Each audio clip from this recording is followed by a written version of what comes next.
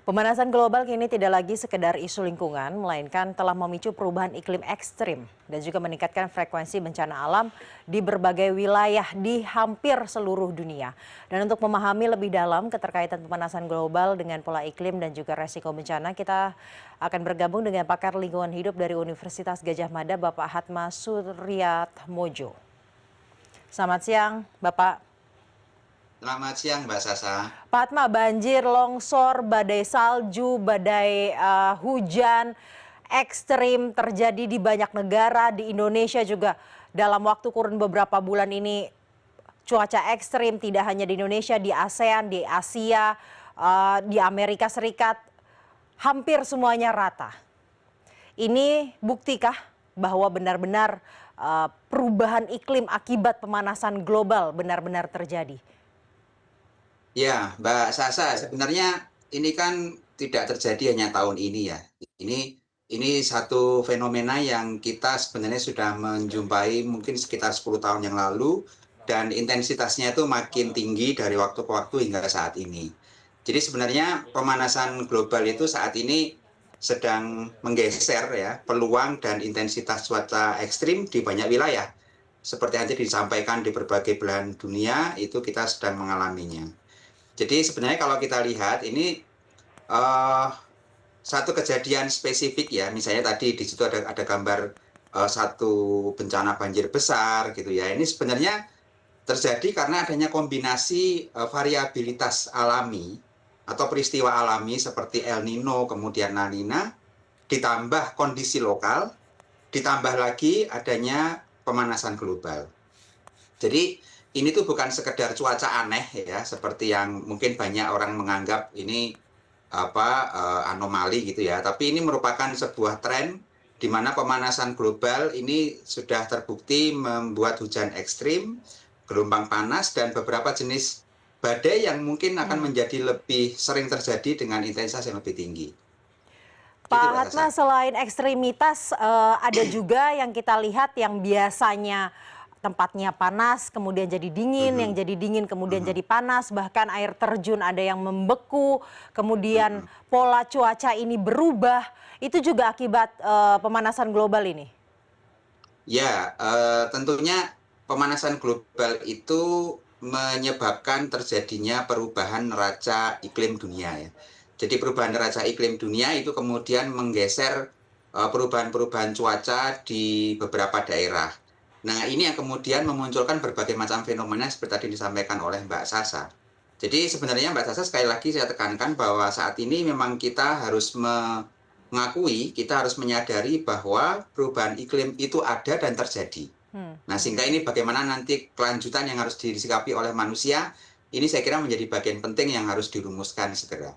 Bagaimana kelanjutan yang harus disikapi itu, Pak? Ya, mari kita pahami dulu terkait dengan bagaimana sebenarnya peran dari aktivitas manusia Ya. ya. Jadi kalau kemudian kita lihat setidaknya ada dua penyebab utama.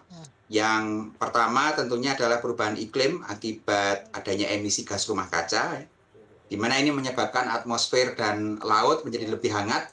Kalau di dalam di IPCC itu kan disebutkan bahwa jangan sampai suhu laut itu lebih dari 1,5 derajat Celcius. Tapi kenyataannya saat ini termonitor itu sudah sampai ke 1,6 derajat Celcius. Artinya lebih tinggi daripada yang dicoba untuk dikendalikan. Nah, kondisi hangat ini menyediakan energi dan uap air yang lebih besar ya, sehingga banyak sistem cuaca ekstrim itu berpotensi bisa menjadi lebih tinggi intensitasnya. Bahkan IPCC misalnya itu menyebutkan bahwa pengaruh manusia itu sudah terlihat pada banyak ekstrim cuaca. Ya, saya kira contoh-contoh yang tadi sudah ditampilkan itu menjadi satu bukti bahwa perubahan iklim itu terjadi, kemudian faktor emisi gas rumah kaca itu menjadi bagian penting. Yang kedua, Mbak Sasa, yang perlu saya kira kita pahami semua bahwa saat ini munculnya berbagai macam perubahan penggunaan lahan, terutama kaitannya dengan tata ruang ya. Ini yang tadi saya sebutkan di awal, ini menjadi faktor lokal yang itu kemudian akan menjadi pengubah respon hidrologi. Nah, seperti deforestasi misalnya, kemudian adanya degradasi lahan, pembukaan lereng-lereng perbukitan, drainase yang buruk di perkotaan, termasuk pemukiman yang marak di dataran banjir, kemudian pemanfaatan sempadan sungai sehingga menyebabkan sungai menjadi sempit gitu ya. Itu semuanya memperbesar berbagai macam fenomena hidrologi seperti limpasan, erosi, bahkan sampai sedimentasi. Nah, ini meningkatkan paparan manusia terhadap bahaya sebenarnya. Jadi sehingga bencana itu seringkali bukan hanya bahayanya saja yang membesar ya, tetapi risikonya juga meningkat karena adanya exposure dan kerentanan-kerentanan ini.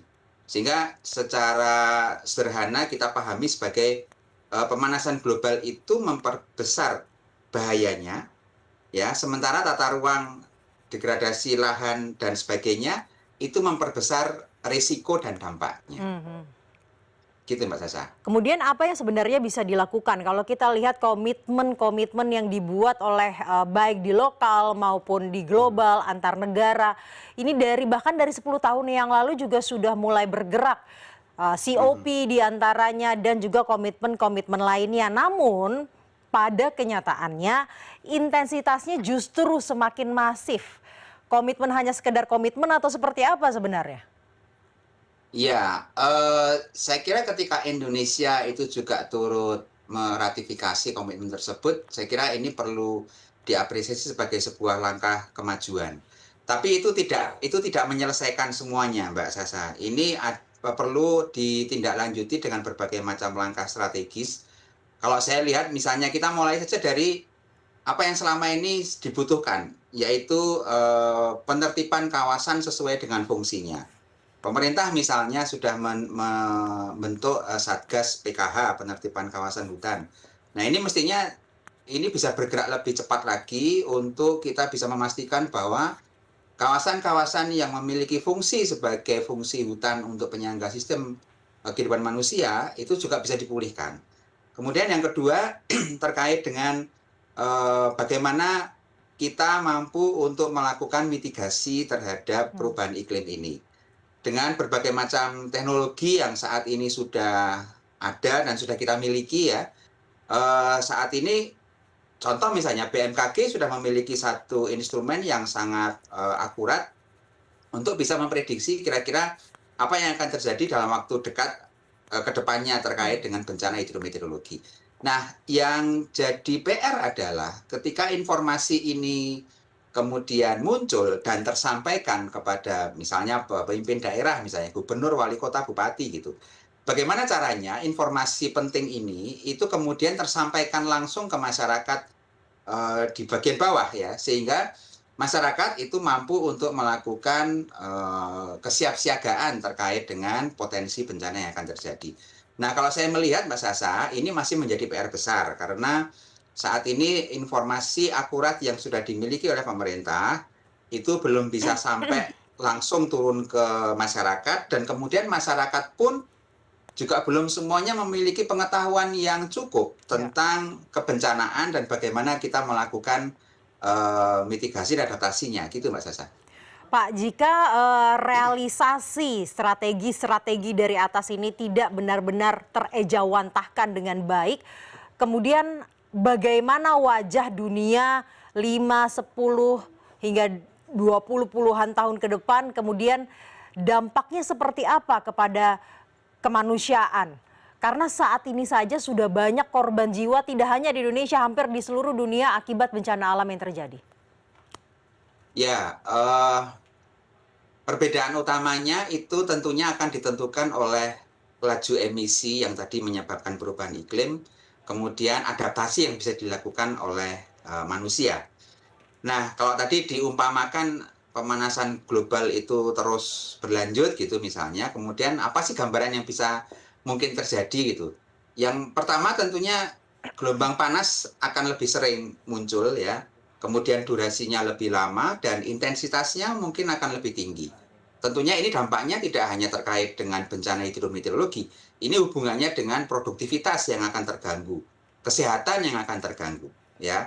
Kemudian yang kedua tentunya akan memunculkan berbagai fenomena hujan ekstrim di berbagai wilayah, tentunya itu akan meningkat.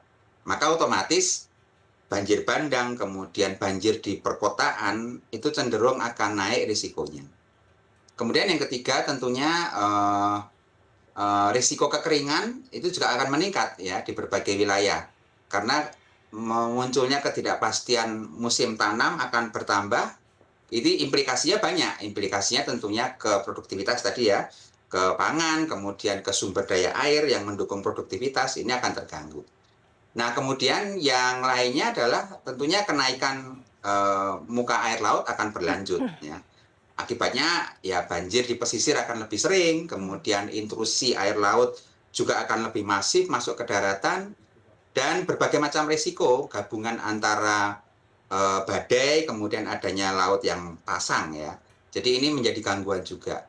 Nah, sehingga ujung-ujungnya Mbak Sasa, Ya.